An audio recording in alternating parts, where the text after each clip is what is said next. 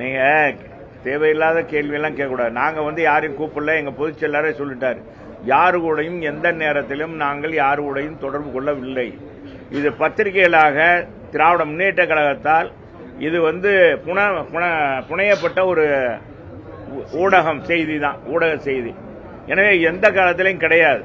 தேவையில்லாத இதை போட்டு அப்ப தொண்டர்கள் மத்தியிலும் மக்கள் மத்தியில ஒரு குழப்பத்தை, இந்த கட்சியெல்லாம் சேரணும்னு நினைச்சாங்களே, சேரலையே அப்படின்னு நினைக்கணுன்றதுக்காக திமுக திட்டமிட்டு அதிமுகவுடைய செல்வாக்க, அதுவும் எடப்பாடி அவருடைய செல்வாக்க எப்படியாவது குறைக்கணும் அப்படின்னு நினைக்கிறாங்க. நினைச்சதுதான் அந்த செய்தி. எனவே எந்த காலத்திலையும் நானா ஏதோ யாருமே நாங்க சொன்னது, எங்க தலைவர்களே யாருமே சொன்னது கிடையாது. வேற சொல்லுங்க, அவ்வளவுதானே.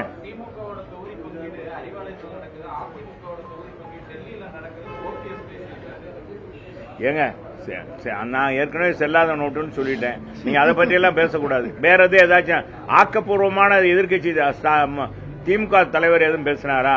இப்ப அங்கதாங்க வெட்டுக்குத்துலாம் நடந்துகிட்டு இருக்கு. அங்க என்ன மனக்கசப்போட திமுகவுடைய கூட்டணியில கசப்போடு தான் இப்ப எல்லாரும் கூட்டணி இதுல இருக்காங்க. யாரும் மன மகிழ்ச்சியோடு இல்ல. கேட்ட தொகுதி கிடைக்கல, அது குறைக்கிறாங்க. ரெண்டாவது இன்னொன்னு என்னன்னா, அங்க பயணிக்கிறவங்க மத்தியில தொண்டர்களும் மன சோர்வோடு ஆகிவிட்டாங்க இன்னைக்கு.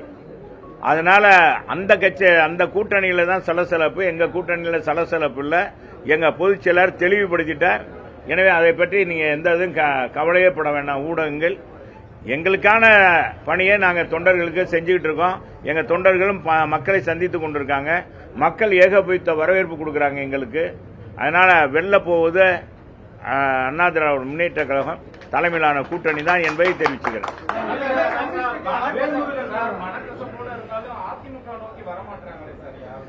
எப்படிங்க வருவாங்க? இங்க எங்க நாங்க எதிர்க்கட்சி, நாங்க என்னங்க செய்ய முடியும்? அவங்க எதிர்பார்க்க நாங்க இங்க வர்றது என்னத்தை கொடுக்க முடியும்? உழைப்ப வேணா நாங்க கொடுப்போம், எங்க செல்வாக்க பயன்படுத்தலாம். இவ்வளவுதான் எங்கள்கிட்ட. வேற எதிர்பார்க்கறது கிடைக்காது. அதனாலதான் எங்க பொதுச் செயலாளர் யார்ட்டையும் பேசல. அவங்கள கூப்பிடணும், திமுகவுடைய கூட்டணியை குறைக்கணும், வைக்கணும். எங்க கூட்டணியே வலுவா இருக்கு. இப்ப கூட்டமா போறது பெருசு இல்ல, யாரு வெல்ல போறாங்கன்றதுதான் பெருசு. பாருங்க, அதனால அதையெல்லாம் ஒண்ணு நினைக்க வேண்டாம்.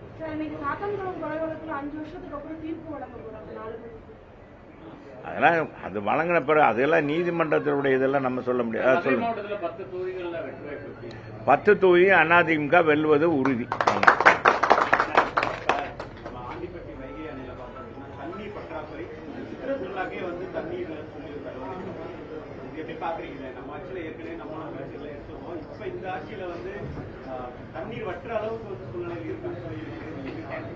அதாங்க இந்த ஆட்சியில மிகப்பெரிய குறைபாடு என்னன்னா நிர்வாக குளறுபாடு தான். நிர்வாக எந்த அதிகாரியும் சரியாக அவன் எதிர்காலத்தை நோக்கி மக்களுக்கு என்ன செய்யணும், எந்த காலத்தில் எந்த பணியை செய்யணுன்றதெல்லாம் இல்லை. திறந்து விட்டா தண்ணியை திறந்து விட்டுறாங்க. அங்க காலத்திலையும் இதே மாதிரி பற்றாக்குறை வந்துச்சு, சித்திரத்தில் வந்துச்சு. அதை சொன்னா ஓட்டிடுவீங்க, நீங்க ஓட்ட போவீங்க.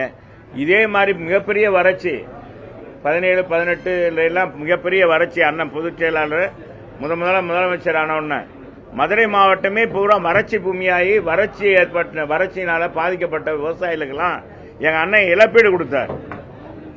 இழப்பீடு கொடுத்து சென்னையினுடைய குடிநீர் பிரச்சனையை தீர்ப்பதற்கு வேலூர்ல இருந்து தண்ணி லாரியில ட்ரெயின்ல கொண்டு கொடுத்தாங்க சென்னைக்கு. அப்படிப்பட்ட சூழ்நிலை இருந்துச்சு. அதே மாதிரி மதுரைக்கும் வெயில் தாக்கத்தின் காரணமாக தண்ணி பற்றாக்குறை இருந்துச்சு. அதனாலதான் அந்த தெர்மோக்குள் போய் கொண்டு போனோம். அது அதிகாரியை சொன்னாங்க. அன்னைக்கு இருந்து நம்முடைய மாவட்ட ஆட்சித்தலைவர் அன்னைக்கு இருந்த முதன்மை பெரியார் சொன்னதன் அடிப்படையில் நாங்க போய் பார்த்தோம். அதை வச்சு ஒண்ணு. ஆனா இன்னைக்கு அப்படிப்பட்ட இல்ல.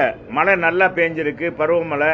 இந்த ஆட்சியில எங்க காலத்துல வறட்சி ஏற்பட்டது, புயல் ஏற்பட்டது, மிகப்பெரிய வறட்சி இதெல்லாம் ஏற்பட்டது. சொல்ல முடியாத கொரோனா, கொரோனாவுக்கு தடுப்பூசி கண்டுபிடிக்காத சூழ்நிலை. உலகத்தில் பாத்தீங்கன்னா அமெரிக்கா தேசத்திலேயே வல்லரசு நாட்டிலேயே தற்கொலை பண்ணி கொண்டாங்க. 2வது மாடியிலிருந்து தனக்கு கொரோனா வந்துருச்சுன்னு தற்கொலை பண்ணி கொண்ட வீடியோ காட்சியெல்லாம் பதற வைத்தது. எல்லார் வீட்லயும் பார்த்தா வீடுகளில் ஒரு குழந்தைக்கோ ஒரு பையனுக்கோ வந்துருச்சு, ஒரு வீட்டுக்காரருக்கோ வந்துருச்சுன்னா அதை அவங்கள தீண்டத்தகாத ஏதோ ஒரு பேய் பிடிச்சிருச்சு அப்படின்னு தனியாக போட்டு அடைச்சி வச்சுட்டு சாப்பாடு கூட கொடுக்காம தட்டில் தள்ளி விடுற காலம்லாம் இருந்துச்சு. அப்படிப்பட்ட சூழ்நிலையிலும் 5 பைசா வருமானம் வராத சூழ்நிலையிலும் பொதுச் செயலாளர் தமிழக மக்களை பாதுகாத்துக் கொண்டார் முதலமைச்சராக இருந்த அண்ணன் எடப்பாடியார். தான் உயிரை பணை வைத்து 32 மாவட்டங்களுக்கு அந்த கொரோனா அந்த தொற்று காலத்திலும் கொரோனா பற்று காலத்தில் மிகப்பெரிய தீவிரமாக இருக்கிற நேரத்தில் ஒவ்வொரு மாவட்டமாக பயணித்து அந்த அதிகாரிகளை அங்க இருக்கிற சமூக ஆர்வலர்கள், அங்க இருக்க விவசாயிகள், அங்க இருக்க மக்கள் பணியாளர்கள், அங்க இருக்கிற வியாபாரிகள், அங்க இருக்கிற மகளிர் குழுக்களை அழைத்து விவசாயிகள் குழுக்களை அழைத்து என்ன செய்ய வேண்டும் நான் இந்த அரசாங்கம் அப்படின்னு கேட்டார். நிறைய படுக்கை வசதிகளை செஞ்சார். கொரோனாவுக்கு தடுப்பூசி கண்டுபிடிக்கிறதுக்கு முதல்லங்க இதெல்லாம் இந்த மாதிரி படி செஞ்சு அது தடுப்பூசி வந்தோன்னா அது விலை இல்லாமல் கொடுத்ததுனால எல்லாருக்கும் போடப்பட்டதுனால அது கட்டுப்படுத்தப்பட்டது. உலக சுகாதார மையமே பாராட்டியது தமிழ்நாட்டுடைய இந்த கொரோனா கட்டுப்படுத்துவதில் முன்னுதாரணமாக இருக்கிறது அப்படின்னு சொல்லி. அதே மாதிரி பார்த்தீங்கன்னா தமிழ்நாட்டில் எவ்வளவு தூரம் சிறப்பாக முதலமைச்சர் செயல்படுறாருன்றத, நிர்வாகம் எப்படி செயல்படுறது என்பதை பாரத பிரதமரே பாராட்டினார். ஏன்னா வீடியோ கான்பரன்ஸில் தான் எல்லாருக்கிட்டையும் பேசணும். அந்த வீடியோ கான்பரன்ஸில் இந்தியாவில் இருக்க அத்தனை மாநிலங்களுக்கும் பேசும்போது தமிழ்நாட்டுடைய முதலமைச்சர், தமிழ்நாட்டுடைய நிர்வாகம் எவ்வளவு சிறப்பாக இந்த கொரோனாவை கட்டுப்படுத்தியிருக்காங்கன்றத பாருங்க, அவங்ககிட்ட கேட்டுக்கங்க அப்படின்னு சொன்னார். இந்த மாதிரி பெருமை வேற யாருக்கும் கிடையாது. இன்னைக்கு பார்த்தீங்கன்னா அந்த நேரத்தில் எல்லாருக்கும் விலையில்லா அரிசி, விலையில்லா சமையல் பொருள் அத்தனையும் கொடுத்து 2000 ரூபா, 2000 ரூபா குடும்பத்துக்கு. ஏன்னா அவங்களுக்கு வருமானம் இல்லை, வேலை இல்லை, எங்கேயும் பூரா கடையெல்லாம் க்ளோஸ் பண்ணிட்டாங்க. காய்கறி கடையெல்லாம் நாங்கள் கூட்டுறவுத்துறை மூலமாக தமிழ்நாடு முழுவதும் கூட்டுறவுத்துறை மூலமாக பல இடங்களில் கூட்டுறவுத்துறை மூலமாக மொபைல் வண்டியில் கொண்டு போய் வீடு வீடு கொண்டு போய் கொடுத்தோம் குறிப்பிட்ட நேரத்தில். அதே மாதிரி பலசரக்கு எங்கள் கூட்டுறவு சங்கங்களில் போடப்பட்டு ரேஷன் கடையில் எல்லாருக்குமே சமையல் பொருள் அடங்கிய ரொம்ப விலை குறைவாக 300 ரூபாய்க்கு ஏறத்தாழ 25 பொருட்கள் அடங்கியதை கொடுத்தோம், பொட்டணமாக கொடுத்தோம். அதெல்லாம் மக்களுக்கு ரொம்ப பயன்பாடாக இருந்துச்சு. ஏன்னா கடையெல்லாம் பலசரக்கு கடையெல்லாம் திறக்கல. அப்படிப்பட்ட அசாதாரண சூழ்நிலையிலும் பொருளாதாரத்தை 5 பைசா வருமானம் அரசாங்கத்துக்கு வராத சூழ்நிலையிலும் சிறப்பாக நிர்வாகம் பண்ணதான் எடப்பாடி. அதைத்தான் இன்னைக்கு மக்கள் போற இடங்கள்ல என்கிட்ட சொல்றாங்க, அட எடப்பாடியார் நல்லவரப்பா, நல்ல நிர்வாக திறம் படைச்சவர். இன்னைக்கு பாருங்க எங்களால சமாளிக்க முடியல, எங்க குழந்தைகள் எங்களுக்கு பாதுகாப்பு இல்லை, போதை நடமாட்டம் அதிகமாயிருச்சு, குழந்தைகளை சிரிச்ச மாணிக்கு போற பிள்ளைகளை சாயங்காலம் சிரிச்ச மாணிக்கு வருமா அப்படின்னு பயமா இருக்கு. கல்லூரிக்கு போற பிள்ளையை அனுப்பிச்சு விடும்போது அது முறையாக வந்துருமா அப்படின்னு பயப்படுற அளவுக்கு இன்னைக்கு ஒவ்வொரு குடும்ப தலைவனும் அச்சப்படுறாங்க. அதனாலதான் ஒத்து பார்க்கறாங்க மக்கள். வேற ஒன்றும் இல்லை, அலங்காரமாக அப்படி எல்லாம் பேசுறவர்ல எங்க பொதுச் செயலாளர் நல்ல நிர்வாகமாக நிதர்சனமான உண்மையை பேசுறாரு. அதனாலதான் அதிமுகவுக்கு செல்வாக்கு கூடியிருக்கு. 5 முனை போட்டி உருவாயிடுச்சு தமிழ்நாடு எலெக்ஷன்ல. சசிகலா ராமதாஸ் கூட சேர்த்து எத்தனை போட்டி வந்தாலும் சரிங்க, நாங்க சொல்றது அண்ணா திராவிட முன்னேற்ற கழகமா அண்ணா திராவிட முன்னேற்ற கழகத்துடைய கூட்டணியா திமுக கூட்டணியா? இன்னைக்கு அண்ணா திராவிட முன்னேற்ற கழகத்துடைய கூட்டணிக்கு வாக்களித்தா அரசாங்கம் எப்படி 5 வருஷத்துக்கு சிறப்பாக இருக்கும் அப்படின்றத அவங்களே மக்களே உணர்ந்துட்டாங்க. இந்த இன்னைக்கு சொன்னீங்க இந்த வறட்சியே இல்லாத, அதுக்கு தான் சொல்றேன். கஜா புயல் வந்தது, நீரா புயல் வந்தது, அத்தனை புயலையும் சமாளிச்சாரு எங்க பொதுச் செயலாளர். அவ்வளவு பேருக்கு இழப்பீடு. 1 லட்சம் மின்கம்பங்கள் அந்த கஜா புயல்ல 1 லட்சம் மின்கம்பங்கள் சாஞ்சு போச்சுங்க, ஒடிஞ்சு போச்சு காத்து புயல்ல, அத்தனையும் நிவர்த்தி பண்ண. அதே நேரத்தில் பாத்தீங்கன்னா நாகூர் தர்காவில், ஏன் நாகூர் தர்காயா, நாகூர் தர்கா இஸ்லாமியர் அந்த அது வழிபாடு பண்ற நாகூர் தர்காவில் அலை அடிச்சு அந்த புயல் அடிச்சு பாத்தீங்கன்னா அந்த சுவரே சுற்றுச்சுவரே சாஞ்சிருச்சு. எங்க அண்ணன் பொதுச் செயலாளர் இன்னைக்கு முதலமைச்சர் இருந்தது, உடனடியாக போர்க்கால அடிப்படையில் அதுக்கு நிதி ஒதுக்கி உடனடியாக கட்டுவதற்கு நடவடிக்கை எடுத்தார். இது மாதிரி சிறப்பான நடவடிக்கை. அதே மாதிரி போர்க்கால அடிப்படையில் மின்கம்பங்கள்லாம் உடர்த்தி அன்னைக்கு பாதிக்கப்பட்ட விவசாயிகளுக்கு மக்களுக்கு எல்லாருக்குமே நிவாரணம் கொண்டு போய் அரசாங்கம் மட்டும் இல்ல ஒவ்வொரு பொதுநல தொண்டும் கட்சிக்காரங்களும் கொடுக்கணும்ன்றாரு. நாங்களாம் பாத்தீங்கன்னா லாரியா கொண்டு போய் எங்களுக்கு மதுரை மக்கள் கொடுத்தாங்க, கொண்டு போய் கொடுத்தோம். அது மாதிரி கட்டுப்படும். ஆனா இவங்க நாங்களும் கொரோனாவை அடக்கணும் இதான் சொல்றது. நானும் தான் வீரன்னு சொல்லலாம். கொரோனா எந்த காலத்துல ரொம்ப இதா இருந்துச்சோ, ஆனா திராவிட முன்னேற்ற கழக காலத்துல அதெல்லாம் குறைஞ்சிருச்சு. தடுப்பு ஊசி எல்லாம் கண்டுபிடிச்சாச்சு. நாங்க எல்லாம் அடிப்படை தேவையெல்லாம் நிறைவேற்றிட்டோம். யாருக்கு கொரோனா, ஒவ்வொரு மாவட்டத்தில் எத்தனை படுக்கை வசதி வேணும், அது ஆக்சிஜன் எவ்வளவு வேணும், ஆக்சிஜன் சிலிண்டர் போதுமான அளவுக்கு இறக்குமதி பண்ணி ஊசி எல்லாம் வச்சு இதெல்லாம் பண்ணி நாங்க எல்லாமே கட்டமைப்பு வச்சிருந்தோம். இவங்க கொரோனா கடைசி காலத்தில் கொரோனா கட்டுப்படுத்தணும், நாங்களும் தான் கட்டுப்படுத்தணும் அப்படின்னு சொன்னாங்க. அவ்வளவுதான். ஆக நான் என்ன சொல்றேன், ஒரு நிர்வாக திறமை இருந்தா அது சிறப்பா இருக்கும். இப்ப நிர்வாக திறமையின் குறைபாடு தான். இப்ப வைகை ஆற்றுல தண்ணி இந்த வைகை அணையில தண்ணி குறைவுன்னு நீங்க சொல்றீங்க. எனக்கு எப்படின்னு தெரியல, எத்தனை அடி இருக்குன்னு தெரியல. அதனால அது இது முழுக்க அது ஏதாச்சும் இந்த குடிநீர் பற்றாக்குறை வந்துச்சுன்னா இந்த தமிழக அரசு, திமுக அரசு தோல்வியுற்றது, நிர்வாகம் தோல்வியுற்று விட்டது என்பதுதான் அதோட நிதர்சனமான உண்மை. ஏங்க என்னங்க நீங்க யாரும் சொல்றாங்களா? எல்லாரும் சொல்லுவாங்க. அதுக்கெல்லாம் நாங்க பதில் சொல்ல முடியாது. வேற யார் இருக்காங்களா?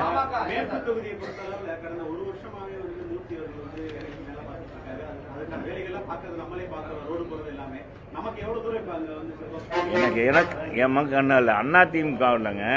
ஒவ்வொரு சட்டமன்ற உறுப்பினரும், நான் மட்டும் இல்ல, அண்ணா ராஜன் சிலாப்பா, அன்புக்குரிய நம்ம உதயகுமார் தம்பி, எங்களுடைய பெரிய பிளான் என்ற செல்வம், நாங்க மக்களோடு மக்களாக இருக்கிறோம். அவங்களுக்கான திட்டங்களை நாங்க 15 வருஷமா மேற்கு தொகுதியில் நிறைவேற்றிருக்கேன். ஒவ்வொருத்தரும் அதே மாதிரி அந்த தொகுதியில தேவைகளை நிறைவேற்றுங்க. இன்னைக்கு மேலாக இப்ப நிரந்தரமா பொதுவா பெண்கள் மஞ்சள் பூசி, என்ன சொல்றீங்க, மஞ்சள் பூசிக்கிட்டு போனா அழகா இருக்கும். என்ன தம்பி, என்ன மேயர், இயற்கை மஞ்சள் பூசிட்டு குங்குமம் வச்சு கோயிலுக்கு போவாங்க முன்னாடிலாம் பெண்கள். மகாலட்சுமி கரெக்ட். அப்பா மேயர் என்னன்னா மகாலட்சுமி சொல்லுவாங்க. பவுடர் பூசிட்டு போனா நேற்று வரைக்கும் எப்படி இருந்தா பாரு, இன்னைக்கு பவுடர் பூசுறாப்போ அப்படின்னு தான் மதுரை மக்கள் மத்தியில். இப்ப மேற்கு தொழில் அவர் அமைச்சர் செயல்பட்டு இருக்காரு. நீங்க சொல்றீங்க இந்த ரோடெல்லாம் இத்தனை வருஷம் எங்கப்பா போன, 4.5 வருஷமா அவங்க கேட்கிறாங்க. இத்தனை வருஷமா இப்ப மட்டும் ரோடு போட வர்றீங்க, அது ரோடு இருக்கா? இப்ப உதாரணத்துக்கு சொல்றேன், கருப்புசாமி வந்திருக்காரு 22 வா தலைவர் சொல்லுங்க. இதுல பழைய முருகன் டாக்ஸ் ரோடு, பழைய முருகன் டாக்ஸ் பைக்கராவிலங்க இருந்தது. பெரிய ரோடுங்க, மெயின் ரோடு. அந்த மெயின் ரோடு ஏறத்தாழ ஒரு 500 மீட்டர் இருக்குமா, 500 மீட்டர் ரோடுங்க, பெரிய விசாலமான ரோடு. அந்த ரோடு போட்டு 3 மாசம் தான் ஆகுது. 1 வருஷமா, 1 வருஷம் ஆகுது. இப்பவே வெறும் குண்டாகி போச்சு. நீங்க போய் கூட அதை போய் எடுங்க. பூராமே இந்த தாரெல்லாம் பேர்ந்து போச்சு. யார் போட்ட மாதிரி இல்ல, ஏதோ இப்பதான் கல்லு மண் அடிச்சது மாதிரி இருக்கு. நான் உடனே கார்பரேஷன் இப்படித்தான் தரமற்ற ரோடுகள் மதுரையில் போடப்படுறது. எல்லா தொகுதியிலும் இது என் தொகுதியில மேற்கு தொகுதி, அதுலதான் நீங்க சொன்னீங்களா ரோடு போடுறாருன்னு. அந்த ரோடு பூரா எப்படி தரமற்ற காரணம் என்னன்னா, சரியான கான்ட்ராக்ட், ஒப்பந்த கான்ட்ராக்ட், முதன்மையான நல்ல அந்த பணியை செய்யக்கூடியவங்க, அந்த நம்பர் 1 கான்ட்ராக்ட் யாரும் வர்றதில்லை. காரணம் கமிஷன் கரப்ஷன். அதனாலதான். ஆனா நம்ம கார்பரேஷன் கமிஷனர் நல்லவங்க தான், அவங்க நல்லவங்க தான். ஆனா பட் அங்க நடக்கிறது அதிகாரிகள் அதுக்குள்ள சுத்தி இருந்துகிட்டே யாருக்கு எவ்வளவு கமிஷன் எடான்னு எல்லாம் மேல வரைக்கும் கீழே இருந்து டாப் டு மேட்டம் வரைக்கும் அவங்களே பாத்துறாங்க. அதனாலதான் ரோடெல்லாம் தரம் இல்லாம இருக்கிறது காரணம். அதனால என்ன ரோடு போட்டாலும் மக்கள் மத்தியில் இது ரோடு போட்டதுனால இந்த ரோடும் தரம் இல்ல. இப்ப போடுறாங்க, இப்ப இதெல்லாம் பாக்குறாங்க, இப்ப அதெல்லாம் கொடுக்கறாரு, அதை பரிசு கொடுக்கறாருன்னு மக்களுக்கு தெரியும். மக்கள் ஒன்னும் தெளிவா இருக்கிறாங்க. அதெல்லாம் ஒண்ணும் இல்லை, யாரும் ஏமாற்ற முடியாது, நானும் ஏமாற்ற முடியாது. மதுரையில் 4 தொகுதி நாங்க போட்டிடுறதெல்லாம் எங்க பொதுச் செயலாளர் கூட்டணி பேச்சுவார்த்தை நடந்துட்டு இருக்கு. அது பிறகுதான் அதிமுக கூட்டணி 10 தொகுதியிலும் மதுரை மாவட்டத்தில் 10 தொகுதியிலும் வென்றெடுக்கும். ஏன்னா நாங்க எல்லாமே 58 கால்வாயெல்லாம் எங்க காலத்துல தான் முறையாக திறந்து விட்டோங்க. இவங்க வேணுண்டே திறந்து அந்த இது கூட கம்மாய் கூட வரல, நாங்களும் திறந்து விட்டோம்னு சொன்னாங்க. 58 கால்வாய் உசிலம்பட்டி தொகுதியில் எல்லாமே நாங்க வந்து அடிப்படை தேவை எல்லாமே சரியாக செஞ்சிருந்தோம். இப்ப மதுரையில பாருங்க, எங்களுடைய இதுதானே இருக்கு அடையாளங்க. என்ன சொல்றீங்க? என்னப்பா உண்மையை சொல்லுங்க. இவங்க வந்து மதுரை மாநகருக்கு ஏதாச்சும் இந்த முதலமைச்சர் இப்ப முதலமைச்சர் கொடுத்து இந்த 2 அமைச்சர் இருக்காங்க, ஏதாவது செஞ்சிருக்காங்களா? நீங்க உடனே ஏவி பிரிட்ஜ் ஆவின் பாலம் அவங்க கட்டளையா சார் அப்படின்னு. அதெல்லாம் எங்க காலத்துல எங்க அண்ணனே எல்லாமே முடிச்சு வச்சுட்டாரு. பூமி பூஜை போட முடியல. டிபிஆர் எல்லாம் எங்க காலத்திலேயே தயார் பண்ணப்பட்டது. எங்க காலத்திலேயே இப்ப தேவர் சிலைகிட்டலாம் அவங்க அந்த சமுதாயத்தை கூப்பிட்டு பேசி அதுக்கும் யாரும் வெடி போடக்கூடாது, அப்ப எவ்வளவு தூரம் தள்ளி இருக்கணும் அன்னைக்கே கலெக்டர் வச்சு பேசியாச்சு. மாவட்ட ஆட்சித்தலைவர் குழு அமைத்து எல்லாமே செஞ்சிருந்தோம். ஒன்னு நார்த்து கேட்டு கோபாலகிருஷ்ணன், நான் ஓப்பனா சொல்றேன், நான் இது பல முறை சொல்லிருக்கேன். அந்த வழக்கு நார்த்து கேட்டு உரிமையால் பழைய ஜிடெக்ஸ் டெய்லர் அவங்க அண்ணன் தான் கோபாலகிருஷ்ணன். அவங்க தான் அந்த இது லாட்ஜ் கட்டினவங்க. அவங்க தான் வழக்கு தொடுத்து அது ஒண்ணுதான் இருந்துச்சு. மற்ற எல்லாமே நாங்களே முடிச்சிட்டோம். அமெரிக்கன் காலேஜ் பில்டிங், அந்த அமெரிக்கன் காலேஜ் நிர்வாகம், அங்கிட்டு தமிழ் எண்ணெய் பலகாரம், அங்கிட்டு இருக்க கடைகள் எல்லாரும் எது எது பாதிக்கப்படுதோ எல்லாமே முடிச்சுட்டோம் நாங்க. சுந்தர் சார் குறிச்சுக்கோங்க நல்லா. அதனால நாங்க தான் மதுரையில் 10 பாலமும் நாங்க தான். ஆத்தோரத்தில் இன்னைக்கு போக்குவரத்து நீங்களா செல்லுன்னு வர்றீங்க இல்லையா, போக்குவரத்து எவ்வளவு இருந்தாலும் ஆத்தோரத்தில் வருவீங்க. அந்த ரோடெல்லாம் எங்க அண்ணன் போட்டது, எடப்பாடியார் காலத்தில் போடப்பட்டது ஸ்மார்ட் சிட்டி திட்டத்தில். அந்த பணியை நம்ம இன்னும் ஸ்மார்ட் சிட்டி திட்டத்திலே இன்னும் பாதாள சாக்கடை நிறைவேற்றல, இன்னும் ரோடு கம்ப்ளீட் பண்ணல. இந்த ஆட்சியிலங்க 5 வருஷம் ஆச்சுங்க. இந்த முல்லை பெரியார் கூட்டு குடிநீர் திட்டம் ஏன்னா பாத்தீங்கன்னா இன்னைக்கு வந்து குளறுபடியா நிறைவேற்றிருக்காங்க. முதலமைச்சர் ஒரு தவறான தகவலை சொல்லி திறந்து வச்சுட்டாங்க. இன்னும் முறையா தண்ணி போகல, நிறைய வீட்டுக்கு வரல தண்ணி, பைப் லைன் போடல, நிறைய இடத்துல பிரஷர் தாங்காம குழா வெடிச்சு போகுது. இது மாதிரி எல்லாம் இருக்கு.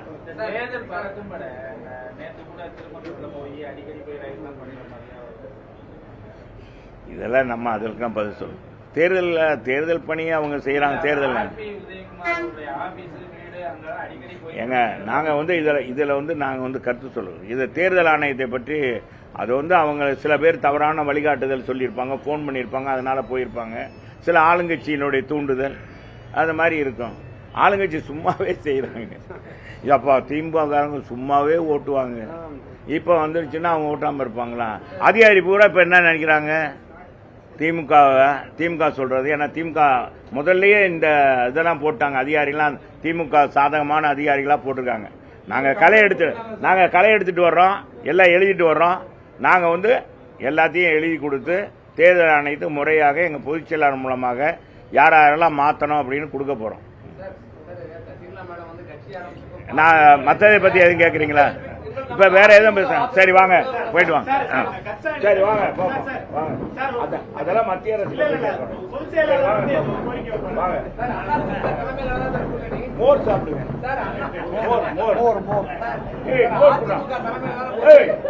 மோர் கூட ராமச்சந்திரா மோர்